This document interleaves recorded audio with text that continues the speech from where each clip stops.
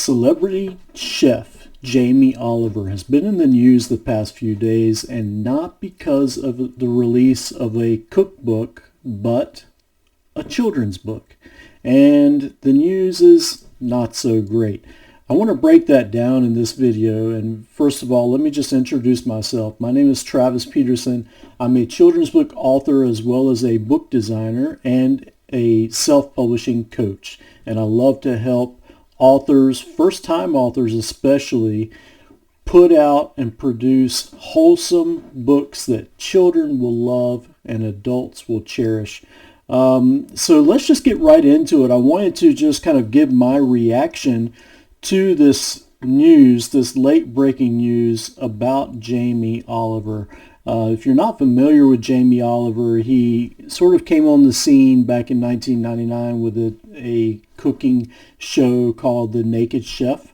I don't know anything about his show, honestly. I never watched it. He's not really a chef that I have kept up with, but his name is everywhere, and you know, he has all kinds of cookbooks as well as other products that he sells, and he's just everywhere. He's a very well-known celebrity chef, and one reason why he's in the news is because of this children's book that he wrote that has suddenly been pulled off the shelves. And so I just wanted to talk about that a little bit, and also tell you a little bit about my new framework that speaks into why his book was pulled off the shelf. So I'm just going to share my screen here. This is the Independent, and this article. The only reason I'm reading this article is because it was the oldest article that I could find for the story. I don't know if they're the ones that broke the news or not, but this came out, as you can see, Saturday, November 9th. Jamie Oliver apologizes over damaging and stereotyping children's book about Indigenous Australians. So I'll just read a little bit of this article, and then I'm going to give my 2 cents on what it all means. Celebrity chef Jamie Oliver has apologized for causing offense with a children's book following criticism from Australian Indigenous organizations. Oliver, best known for his TV cooking programs, authored the book, which was published earlier this year. Titled Billy and the Epic Escape, it is a sequel to Oliver's children's debut, Billy and the Giant Adventure, and features illustrations by Monica Armenio.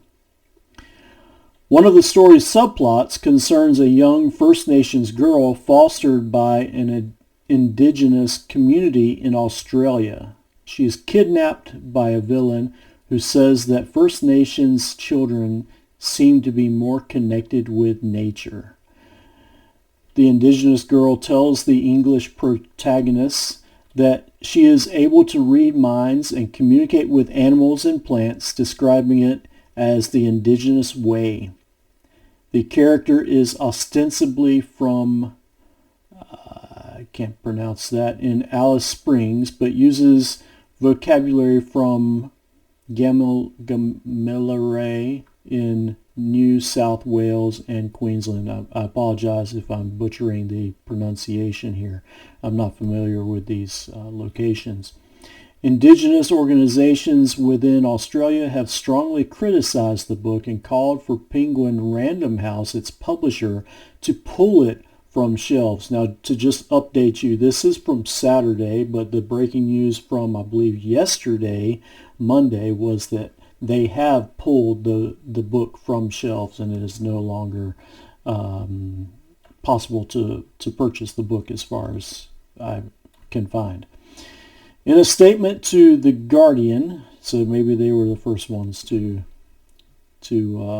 break this news, Oliver and Penguin issued an apology, with Penguin confirming that the book was published without consulting any Indigenous organizations or individuals. I am devastated to hear I have caused offense and wholly apologize for doing so, Oliver said. I'm listening and reflecting and working closely with my publisher on next steps. In another statement, the publisher said, Penguin Random House UK publishes this work and takes responsibility for the consultation, or what we would call an authenticity read of the book, the statement said. It was our editorial oversight that this did not happen. It should have, and the author asked for one, and we apologize unreservedly. There's a lot more here, but so basically, indigenous groups and communities in Australia have complained that Oliver's book was offensive to their culture, and rightly so. And then also I read in another article, I believe it was by the Washington Post, that there was some mentions of some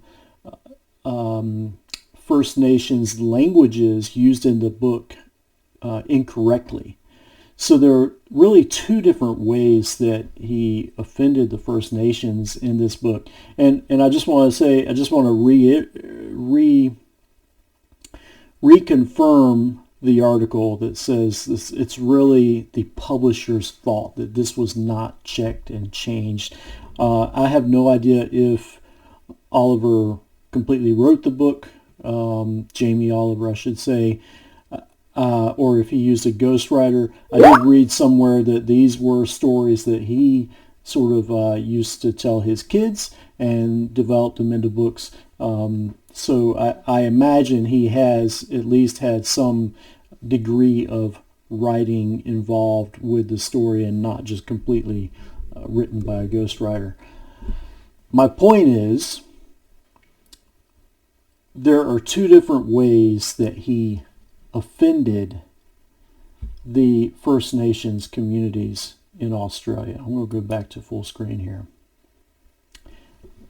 There's the way that he offended the community by saying that their culture, their spirituality is related to magic, and that this is based off a few different articles I've read, not just this one.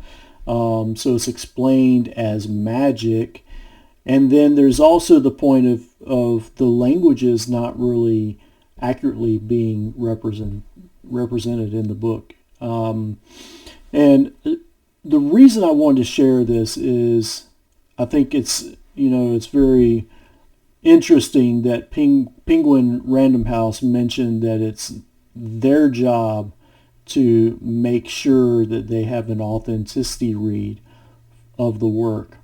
Now, I want to go back a moment. I mentioned the primer formula. It's a framework that I teach self-publishing children's book authors. And part of that framework is representation. I am a children's book author of books that raise awareness for the hearing loss community. My daughter is completely deaf and she has cochlear implants, and so my first children's book was inspired by that whole process. And so I needed to make sure that I represented that community, the hearing loss community, well, and I hope I did. And one way I did that was I invited individuals and members of that community to read the story and give their input on it.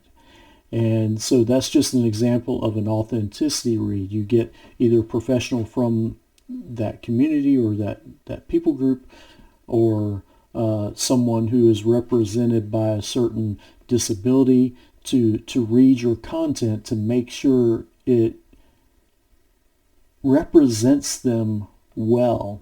Now, in my framework, I describe this two ways. There is the appropriate representation and the accurate representation. Now, in the example of Jamie Oliver's book, both of those representations were broken. You have two different instances. There's the appropriate representation where this child was abducted and she claims to have magical powers, when in reality it's not magic, but it's connected to the spirituality of this people group. And so that's an example of appropriate representation. And on the other side, you have accurate representation. And that's, where the languages weren't being appropriate or accurately represented in the book. Another example of that, I'm actually working with an author right now who is producing a sequel to her first children's book, and she asked me to take a look at the illustrations, and I spotted a very small detail that I had to let her know about, and that's one of her characters has a prosthetic leg. And this character is depicted in the story, I believe it was 8 different times, and 7 out of 8 of those illustrations had the prosthetic leg on his left side, and in one illustration it was on his right side. Now, it was an easy mistake by the illustrator because the character was up on the ladder, his back was facing the reader, whereas all the others, I think he's facing the reader. So it was an easy mistake, and I'm glad we caught it here at the beginning before the book is ever published. But that's just a great example of what accurate representation is. Now, I'm not an advocate of making sure every book represents an ethnic group or disability or minority of any kind. I don't think it's completely necessary that has to be done. However, when it is done, it should be done appropriately and accurately. And how do we do that, especially as self-published authors, where we don't have a big name like Penguin Random House who can go and make sure they have an authenticity read of the work? Well, you start all the way at the beginning, and you kind of need to know when you're writing the book whether it's appropriate or authentic or accurate or not. And you do that by doing your own research first. That's number one. The second step is when you're forming your beta readers, you should include people who represent that group, whether they are professionals or just members of that community that can read it for authenticity, check for the appropriateness of the representation as well as the accuracy. And finally, when your book is edited, the editor should be able to look for those things as well. And unfortunately, the case for Jamie Oliver, none of that happened. And so now they are reaping the consequences of publishing this book. And I'm sure it took thousands and thousands of dollars to print this book for this celebrity chef, and now they are all being pulled off the shelf. So I just want to wrap this up by saying, if you are a children's book author and you have any sort of representation of a minority group, an ethnic group, a person with a disability, anything like that, make sure you represent them well. Make sure you represent them appropriately and accurately. I hope this helps you. And if you are interested in the primer formula that I've been speaking about, this is something that I've been working on for months now, and it's something that I'm continuing to develop and refine. But if you're interested in knowing more about it, leave a comment below or send me an email, and I'll be happy to fill you in on the details and let you know how you can learn more about it. That's all for now. If you enjoy this kind of content, if you are a children's book author or a self-publishing author, please hit the like button, follow my channel. I love to give great content to help first-time authors produce and publish wholesome books that children will love and adults will cherish. Thanks for watching.